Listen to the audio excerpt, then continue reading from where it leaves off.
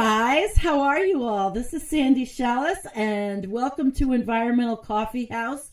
This is the state of the planet, and we have with us Antonio Reid, Jennifer Hynes, Nicholas Humphrey, and myself. And we have a really good discussion tonight about everything that's going on the planet, the state, weather issues, and tonight we'll have a lot of focus with Nicholas telling us the whys and how comes on these weather events.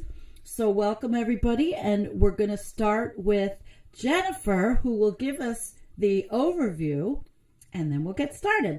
Hi, Jen. Hey, good to see everybody tonight. I wanted to give everybody a 30,000 foot overview as we review basically the state of the planet.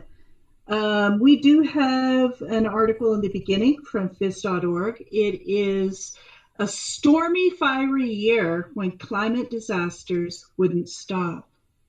And then kind of like the source of all of that, at least for the northern hemisphere, and how it's making everything very erratic in terms of weather patterns. We've got one from SciTech Daily, and it's increased heat from Arctic rivers is melting sea ice in the Arctic Ocean and warming the atmosphere. So we're going to take a little bit of a deep dive into the Arctic and how rivers are affecting things up there.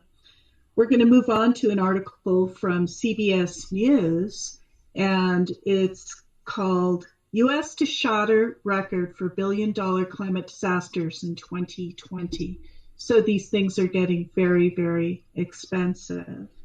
Then we'll move on to Asia and talk about floods and water. Sink or swim, a historic year of floods in Asia. So then we will finish up tonight with a thing from NESP Climate in Australia, and it's from Earth Systems and Climate Change Hub. Record 2020 spring temperatures across Australia virtually impossible without human-caused climate change. So, Sandy, that's kind of the map of where we're going. So you want to go ahead and take it away? Yeah, I'm going to start with the first one, which is the interesting one, the stormy, fiery year when climate disasters wouldn't stop.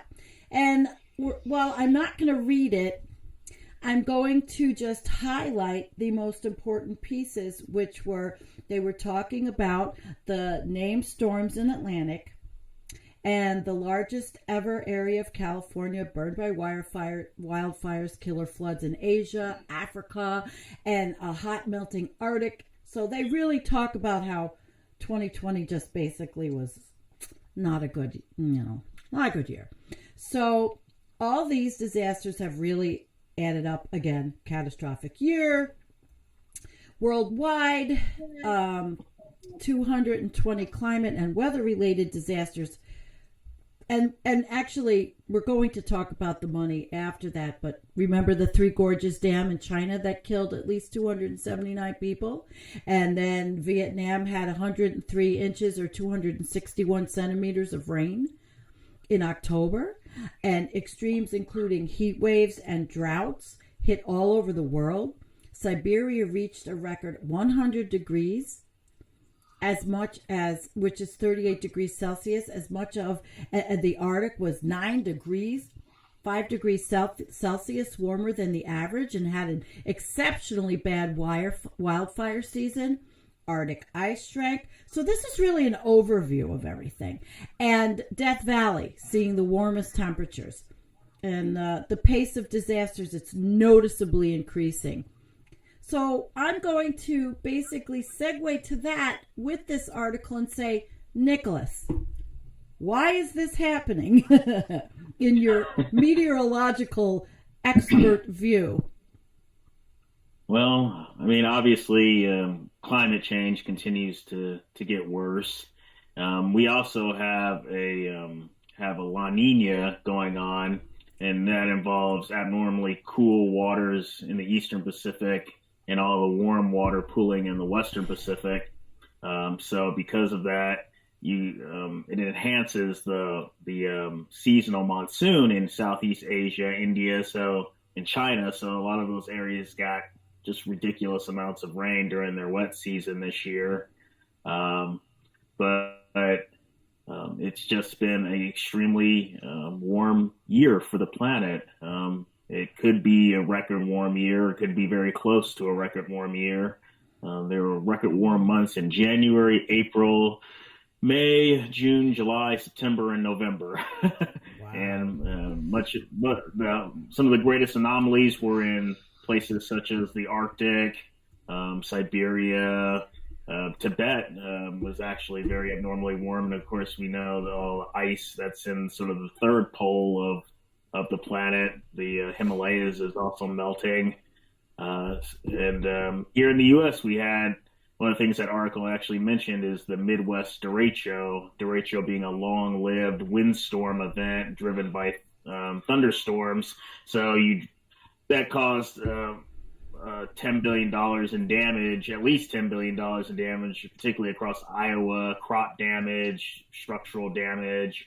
So it's been an incredible year for extremes. And I mean, the pandemic has sort of taken the front seat in terms of being on everyone's mind because it's literally on people's doorstep. But climate change and the effects of climate change are really on people's doorstep as well. Aren't they? I think they're right at the front door, knocking. Yeah. I don't have a knock sound. Wow. Jen? Well, it's amazing. There's a lot to think about because everything happening right now is unprecedented. It used to be that we'd break a couple of records, having a couple of extreme climate events, a year in the world.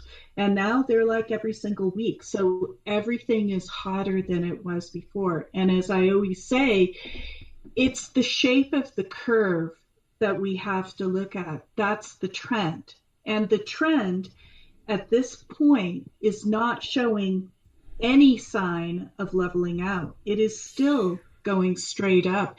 And that's with the lockdown in effect. That's with the economy as contracted as it has been for a while, Mm-hmm. So this is people saving, this is people not driving as much as they used to and, staying inside. So, it's just the weight of human civilization. It's causing our entire climate biosystem and ecosystem and configuration basically on our Earth to crack wide open. And this all is most dramatic in the Arctic, the place that's hardly ever on the news. So with that, I'd like to take us to our next article that we're going to talk about today. And this is fascinating because in 2015, so that was like over 5 years ago, I did a video presentation called Demise of the Arctic. And it was basically Methane Monster 2. And the thing that I talked about a lot in that presentation 5 years ago was watching these Arctic rivers as a primary contributor of melting sea ice in the Arctic Ocean. So this is really, really important. This has a couple of feedbacks. One is that it warms the atmosphere directly above the Arctic. And as the ice is receding, that's another thing that's happening is the atmosphere is getting warm as the ice recedes. And this happens pretty quickly.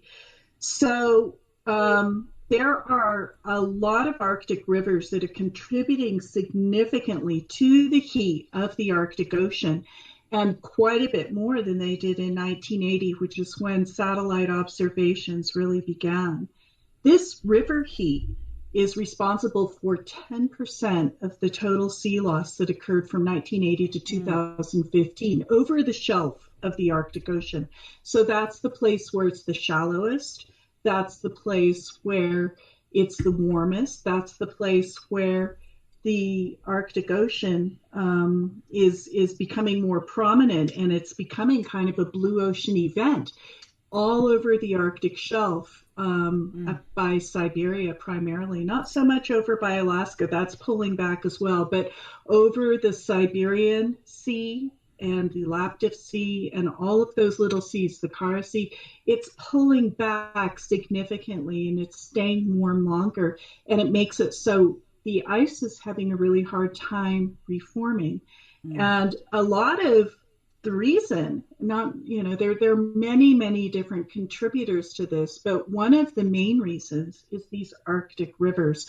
The Lena River Delta, it's a large river, think of not quite as big as our Mississippi, but it's a primary big river that's basically disgorging the entire basin in Siberia, and it forms like this big giant bulge at its delta, and that's all the deposits, primarily biological. And then all of that area, the Laptev Sea, the East Siberian Arctic Shelf, all that stuff, there is so much methane in those shallow waters and starting to really come out. And that is a primary contributor to climate change.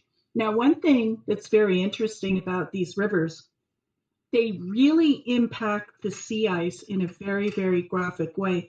So just imagine sea ice, and in the beginning it might be smooth. Now the Lena River is very hot. Remember, it got to be 100 degrees up in Siberia over the summer. That was not normal.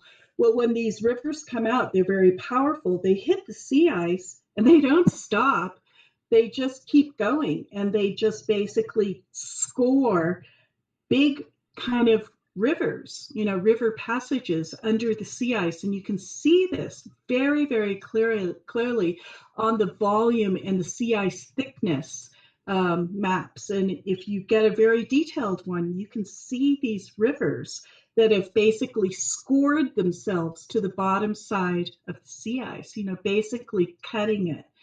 And when this last bit happens of the Arctic sea ice melt, it's going to happen fairly quickly. I mean, it's already happened up there. And if you want to talk about a blue ocean event being primarily the all that area in Siberia and the Arctic Ocean, then, I mean, that basically is not reforming very easily. So the blue ocean event in a certain respect has happened, but there's so many feedbacks here. So the river heat warms the ocean water.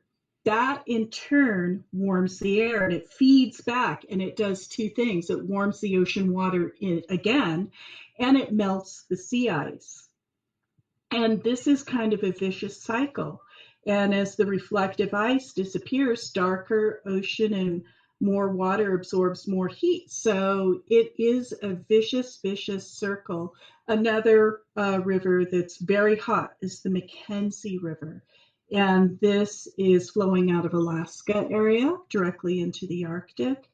And this is happening. The river heat is triggering Arctic sea ice decline and oceanic and atmospheric warming. Net. That's what's happening. It's very alarming because all of these changes are accelerating. The rapid changes are just incredible in the last decade or so. So Sandy and guys, what do you think of this? Nick, I'd like to hear your technical readout on this.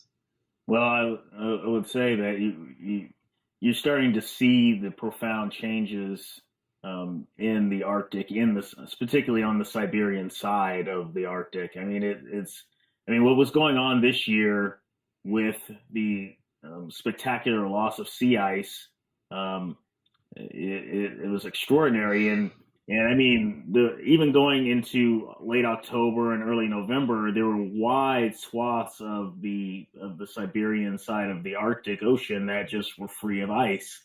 It took it getting really cold there to finally, by mid to late November, to finally shoot up the sea ice extent. But even now, there's still areas of like the Laptev Sea and the Kara Sea that are lagging behind ice reformation because the waters in the air is just too warm, and you see the effect of these feedbacks with regards to the rivers being too warm, with regards to the atmosphere being too warm, the ocean underneath the ice being too warm. You know, it takes a lot of removal of heat to get the water to cool down enough to get the ice to form.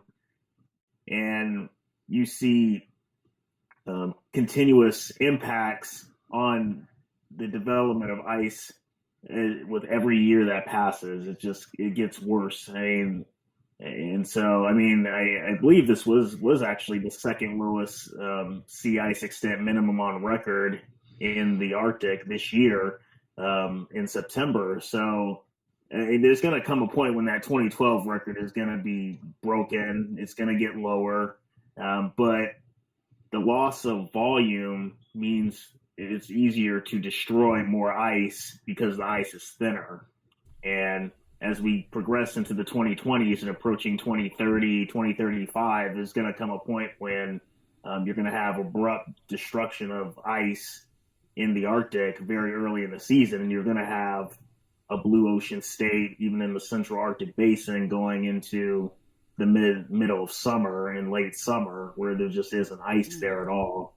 That time is coming. It's coming down the pike pretty quickly here. And from that, you're going to have an Atlantified Arctic, where the Arctic is more like the northern Atlantic Ocean, where there's very little ice in the summer, or no ice. You have storms that form in the late summer and fall in the Arctic. They'll be able to ravage the Arctic, so you'll have large waves being generated that will lead to an acceleration of erosion, coastal erosion, which has effects not only on people that live near the coastlines. They have to retreat from the coastlines because of loss of land and acres of land, but you also will have loss of coastal permafrost that just falls into the ocean, and that accelerates the release of methane and carbon dioxide that was locked up in the permafrost. So you have a lot of things going on, but it all leads to this continuous acceleration of global warming and Arctic warming going on into this next decade. So I mean, we're still just at the cusp of bigger things happening as we continue on with these changes that are underway up there in the Arctic.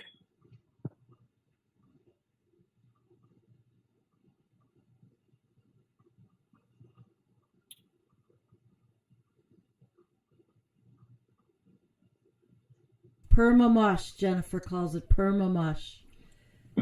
That's right. Yeah, it's sad, really, what's happening to the tundra and the permafrost, and it's happening so quickly. There's some of these areas that are absolutely huge, several kilometers wide, and just caving in different areas, and it's just falling away. You have drunken trees, all the infrastructure that is up there is going to be, if not just compromised, then destroyed, because as this thing is melting, everything is just giving way, and that includes pipelines. So we're just going to, all those pipelines, if they've kind of set them into the permafrost, right? I mean, they're all going to crumble, so they'll have to turn that off, and then everything that's in the pipe is basically going to flood all over the land. So, we've made a big mess, and and it's just basically going to be the permafrost is going to be a seething, breeding, smelly, virus-ridden hell. I mean, honestly, it's nothing good about it. I mean, it's greening up there. It's getting greener. You're getting more moss and small shrubs are growing in the permafrost because it's softening up. The soil is becoming easier to grow things in it. So it's greening, and that's releasing more of the greenhouse gases from the permafrost as it's melting. So it's everything that we built there, assuming everything was going to be stable, is now in trouble of instability of the land literally Yeah, turning to mush. So, like what happened in Mm-hmm. Norilsk, the oil yeah. spill. That's the gift that keeps on giving. Tony, you look like you're about to say something. Yeah, I think that people should look at the Arctic as in a state of transition. This is one of the things that Dr. Jim White really focuses on when he looks at the geology of both North America and Greenland. That these areas, and obviously Siberia as well, these areas are highly vulnerable to extreme changes, and this is in our geologic past. We've seen these type of changes actually just in the last 100,000 years. We have to remember that really Earth's climate has a history of being unstable. And it was really just in the last 10,000 years that we were just so lucky to get these conditions. And now we're starting to see how violent and how dynamic um, these places really can experience extreme climate changes. It's now driven by global climate change, but these places are experiencing, of course, their own region, which are extreme. So I think, in my opinion, what we're seeing in the Arctic is it is moving to another phase state. It's moving to another state entirely. So the Arctic that we knew growing up, Mm-hmm. it is near Christmas here in the United States, the North Pole, that Arctic is gone. That Arctic is gone forever, and we're going to continue to see massive transition.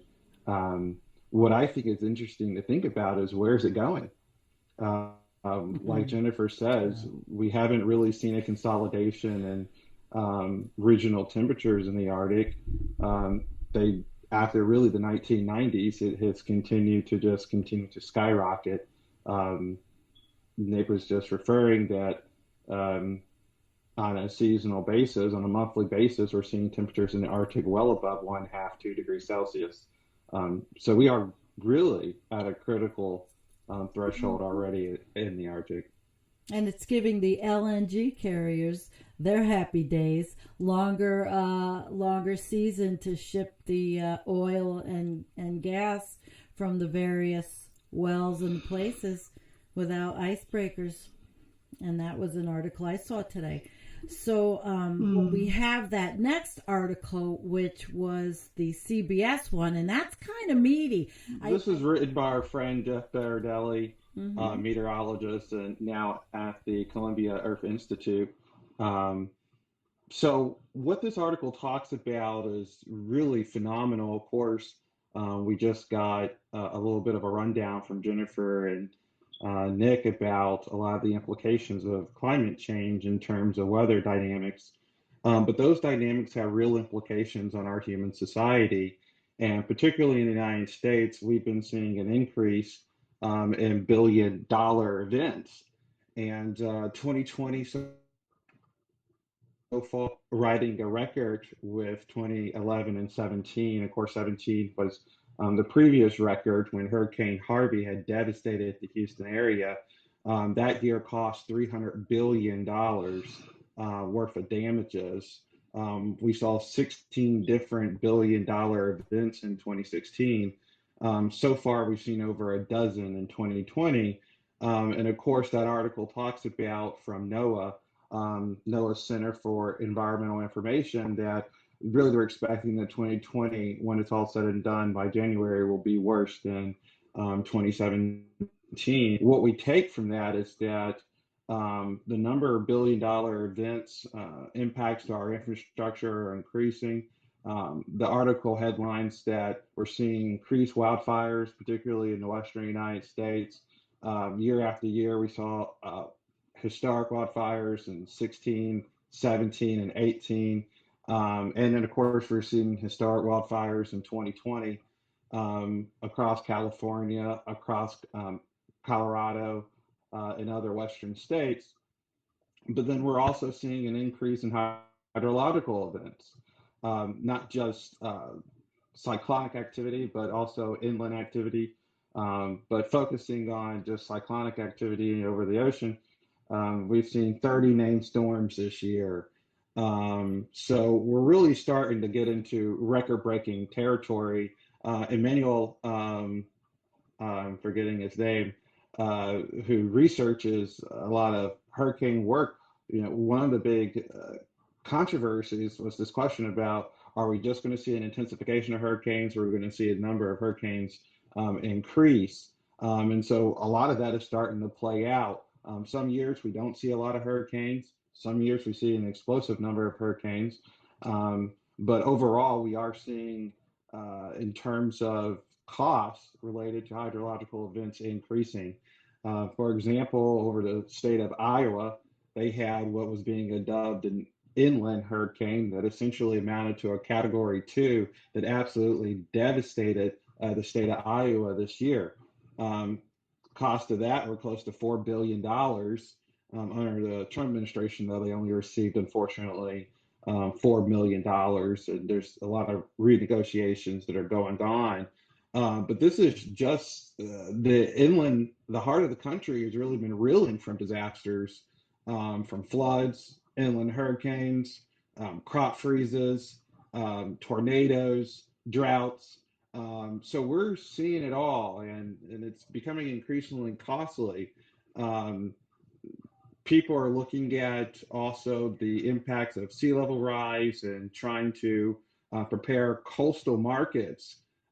Well, not only coastal markets, but internal markets as well, for actually subsidizing a lot of the costs that's dealing with that. And the insurance industry, which is actually a lot of the financial projections on how much climate change is going to cost, is really large swaths of our coastal real estate is going to be unmanageable. So the costs are, of course, projected to increase as the normal number of extreme events increase over time. And we've seen that right over the last decade, which, of course, 2020 is going to blow all the previous years out of the water. So I guess just to open up the floor on that conversation, we are in this age of chronic climate impacts. The costs are becoming increasingly staggering. And what I will say, this is just over the United States. The International Energy Agency had estimated in their 2011 protocols that the world would have to start spending almost $20 billion a year on climate mitigation and adaptation starting in 2020. And look at where we are so far. The United States is essentially, our climate programs are not effective. And of course, the new administration coming in is promising a $2 trillion program. But this is outside. People have to think about this. So let's say that, Biden goes forward and puts for his $2 trillion program. That's not actually dealing with climate disasters. Okay. The cost for dealing with climate disasters is separate than climate mitigation. Okay. So people have to factor that in when they think about dealing with climate change, that we're going to look at adverse impacts to our infrastructure, to our electrical grid, to our gas pipes, the telecommunications. And the costs are going to be absolutely staggering when we think about this. Dr. James Hansen's done a lot of the preliminary work on this. And the cost that he's associating with dealing with climate change and its impacts is between $100 to $500 trillion by the end of the century. Yeah. That is just stunning, Tony. Yeah, I think one of the interesting things about this, about thinking about what this article is discussing, is that you're seeing kind of a collision of two things. You're seeing the growth of climate change impacts, like dynamically, where you're getting events that are more intense or more frequent, but you're also getting increasing societal exposure, where you're getting population growth and population migration to places that are increasingly vulnerable. People are still moving to the coastlines. It's amazing to me. We're talking about sea level rise. We're talking about more intense hurricanes, but people are still moving to Florida. People are still moving to coastal areas. You have people moving to cities, creating greater urban sprawl. So there's a larger area of property and people to be impacted by major climatic events.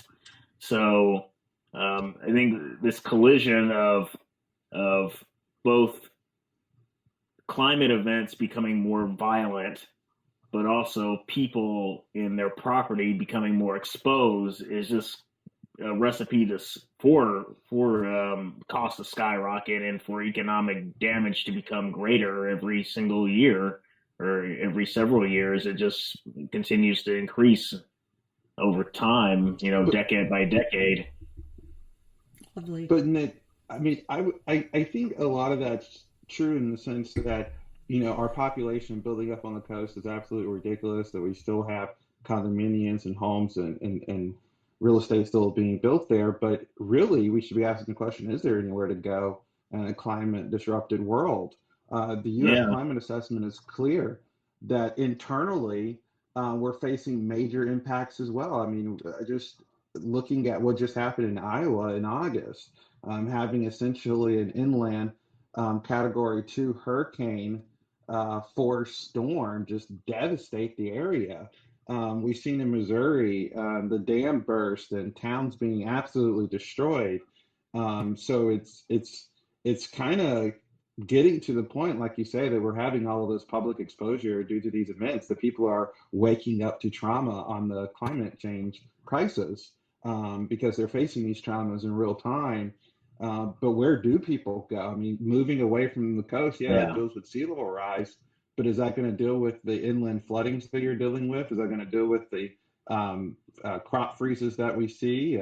We see that in California, larger and larger people are taking the pandemic opportunity to get out of California, and many of those people are citing the wildfires are just getting too bad. Air quality is too bad in California. Yeah, it's true. I mean, there increasingly is no place to escape. I mean, you can be in the Arctic and your land is literally melting from under you. You go to the Midwestern U.S., you face the Nebraska floods or the Iowa derecho. You go to the coastline, you get blasted by hurricanes. I mean, these hazards that we're discussing, again, they always existed, but now they're much worse. And the potential destruction is magnified because of climate change, and so you cannot escape them. No. And it happened suddenly, because take a look at how many hurricanes we had this year. I mean, there was we got into the deep into the Greek alphabet, I believe. And the thing is, well, we'll have to get into a different kind. Maybe we'll adopt the freaking, Phoenician alphabet. I mean, who knows, right? Because, I mean, look at it, because the thing is, it's getting so hot all throughout the Gulf of Mexico and in the Caribbean and all throughout the Atlantic Ocean. It's a very hot ocean now, and more hurricanes are spinning up as well. There are being hurricanes in the Arctic, and those are usually underreported because they don't, quote, affect anybody. But that's not the case. I mean, when we have a hurricane in the Arctic, it's of worldwide importance, yet nobody hears about it. And why it's of worldwide importance right now, anyways, it breaks up all the sea ice, and it just creates chaos up there. And so all that sea ice has to try and glue back together with whatever cold is left. And as the Arctic vortex is dripping more and more south, like here in Boulder, Colorado, when I woke up this morning, it was 7 degrees Fahrenheit. I kid you not. And this is what's happening. It just gets very, very cold, and it's not because the world's getting colder. If it's down here, it's not up there. because up in the Arctic, it's abnormally hot and it's kind of dripping like an ice cream cone. It's very, very alarming.